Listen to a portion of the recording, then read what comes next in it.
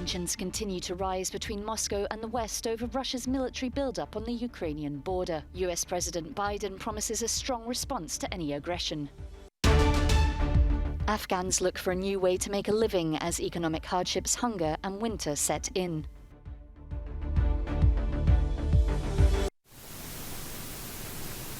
Tensions between Russia and the West continue to soar over a massing of Russian troops along Ukraine's border. For weeks now, the United States and its allies have accused Russia of planning an invasion of Ukraine. Kiev remains confident of its military strength, but they fear the possibility of a Russian invasion is growing despite the increasing support from the West. Our intelligence service is analysing all scenarios, including the worst.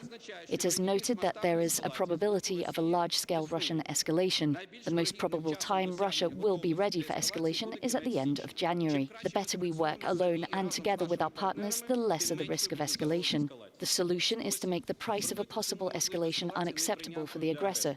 Ukraine is very interested in a political and diplomatic resolution. The US is holding firm on its position. It is prepared to respond if Russia attacks first.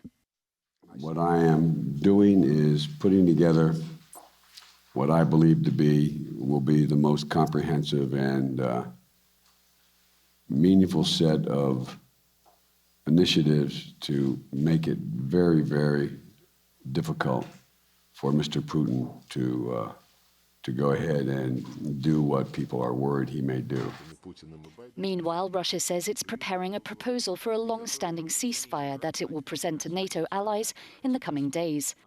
This is despite a recent talk between US Secretary of State Antony Blinken and Russian Foreign Minister Sergei Lavrov on the sidelines of the OSCE summit, not yielding a concrete path forward. All change in Austria as Interior Minister Karl Nehammer looks set to become the country's new chancellor.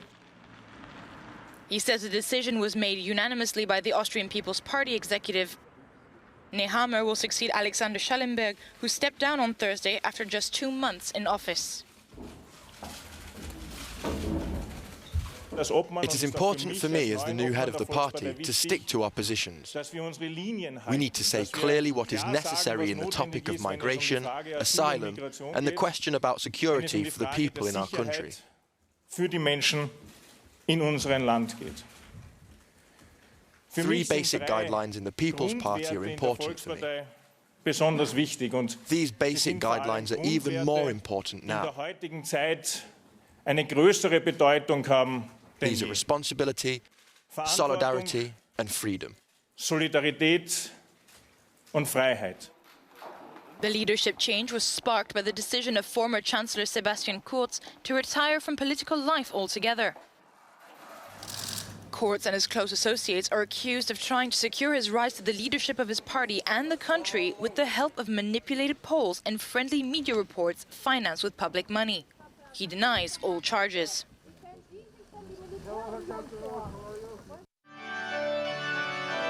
Pope Francis called for unity as he celebrated an open-air mass in front of 7,000 Catholics at Nicosia Stadium in Cyprus. Most of the congregation were workers from overseas, mainly from the Philippines and South Asia. The event was held on the second day of his visit to the divided island, where he focused on the plight faced by migrants. I'm thinking in particular of the migrants in search of a better life, with whom I will spend my last meeting on this island, together with my brothers and sisters of various Christian denominations. The pontiff is also expected to offer 50 migrants a chance at a new life in Italy. During his visit, he also met the head of the Greek Orthodox Church in an attempt to mend the centuries-old rift between the 2 Christian factions. In a sign of unity, 2 Orthodox bishops attended the Mass on Friday.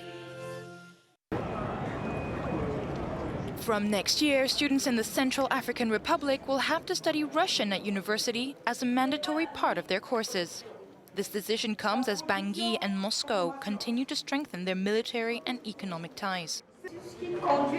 Russian was previously studied between 1966 and 1979 under former President Bokassa until his removal from power by French armed forces. According to local media reports, the CAR's higher education minister is set to visit Moscow in January to discuss sending Russian language instructors to the Republic. He has also pledged to complete the development of the curriculum for the Russian language classes and teacher training by the 2022-2023 academic year. The beleaguered country has been battling armed groups and forged closer ties with Russia since 2018, when Russia sent small arms and deployed instructors to help train CAR armed forces. With Russian help, the state military has been able to push back rebels and reclaim territories that have been out of state control for years. Under President Vladimir Putin, Moscow is seeking to strengthen its position in Africa and on the global stage by reviving previous Soviet-era relationships and forging new alliances. More vaccinations, more testing and more restrictions for travellers to the US.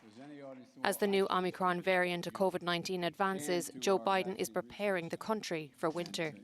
Travellers from abroad will be required to present a negative test done 24 hours prior to arrival, regardless of their vaccination status. The President plans to increase vaccinations and booster jabs. It's a plan that I think should unite us. I know COVID-19 has been very divisive in this country. It's become a political issue, which is a sad, sad commentary. It shouldn't be, but it has been. Now, as we move into the winter and face the challenges of this new variant, this is a moment we can put the divisiveness behind us, I hope. This is a moment we can do what we haven't been able to do enough of through this whole pandemic. Get the nation to come together, unite the nation in a common purpose. New York has already detected several cases of the Omicron variant. But as the hours pass, many more states have identified Omicron infections. In the last few hours, Colorado and even Hawaii have reported Omicron infections. Since the Taliban took control of Afghanistan, there have been high levels of uncertainty for the young and old alike. Many, like these undergraduate students, are at a crucial stage of their education, and they are worried about the future. Some feel the war and this new regime may have put an end to their careers. But the challenge to their education is not the only threat. Temperatures are expected to drop to minus 25 degrees Celsius, and many displaced families lack proper shelter, a primary requirement if they are to survive the bitter cold in Afghanistan. The humanitarian crisis is escalating daily in Afghanistan. Hunger in the country has reached truly unprecedented levels. Nearly 23 million people, that's 55% of the population, are facing extreme levels of hunger, and nearly 9 million of them are at risk of famine. Across the country, economic hardships have forced people to find new jobs in order to earn a living. In Kandahar, some people have even turned to harvesting opium poppies. This man says he used to get up early in the morning to earn some money for his parents. Then he went to school for half a day to prepare for his exams. Now he says the situation has changed and he can't earn enough, so he's growing opium poppies.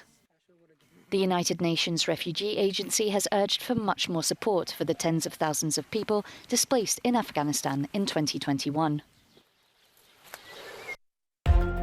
Authorities in Panama have seized a record haul of drug money. $10 million in cash were found in 3 hiding places in a house in Nueva Providencia. It is thought to have been stashed there by gangs linked to the Colombian drug cartel called the Gulf Clan. The money took more than 12 hours to be counted, using a dozen machines, with several failing under the strain.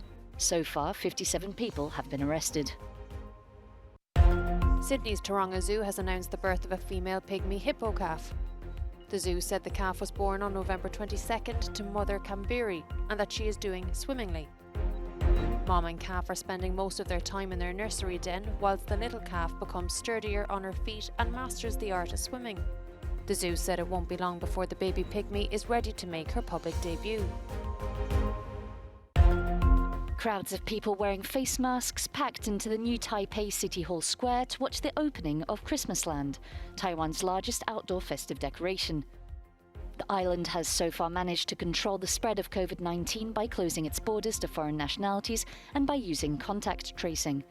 Residents were able to enjoy the festivities as many countries grapple with a surge of new infections.